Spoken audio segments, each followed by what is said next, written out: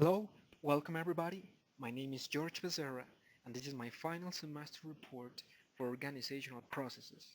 First, I would like to begin by explaining my organization's current model, a hierarchical mixed with a matrix social structure.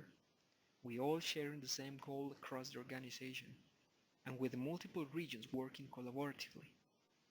Definitely a rational system, but when taking the environment as a minor role, a natural system too. A synthesis of logic of consequence combined with logic of appropriateness. Also, my organization learns by encoding best practices into rules, routines, and roles, people, technologies, and culture that guide behavior, reflecting on what does and does not work well, and then encode that knowledge into its elements so we can remember. We do have implemented communities of practice, as well as networks of practice entailing work, learning, and communication among people.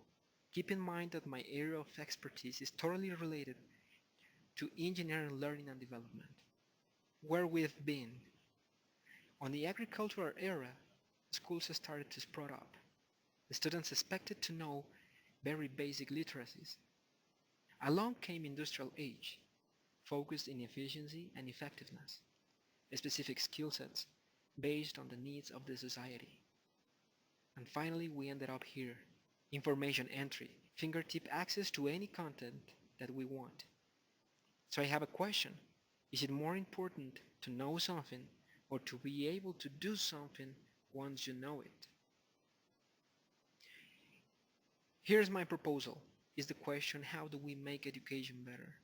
So I'm proposing to include challenge-based learning as well as experiential learning as part of the toolset that we have within my company, together with a number of options like collaborate, play, tell stories, the usage of expert blogs, chats, using the technology, even using an internal knowledge database for quick inquiries, or better yet, why not disassembling an engine or a transmission and assembly it back, each component to its place?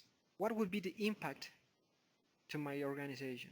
The lack of consensus, the acceptance by upper management, originate topics and contained on current SOPs, being afraid to try new things, generational barriers like employee resistance, change mindset to student focus, allowing students to create content, to query content, to collaborate and share using that same feedback in lessons. What would be my request?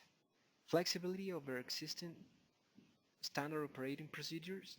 And what about the little taste of bureaucracy politics, with coalition formations to help support the initiative, through the progressively acceptance of the strategy, starting from upper management as ambassadors or key stakeholders supporting the idea, finding coalitions on each area of the engineering department to help us spread the good word about this new kind of learning. How will I manage the transition phase?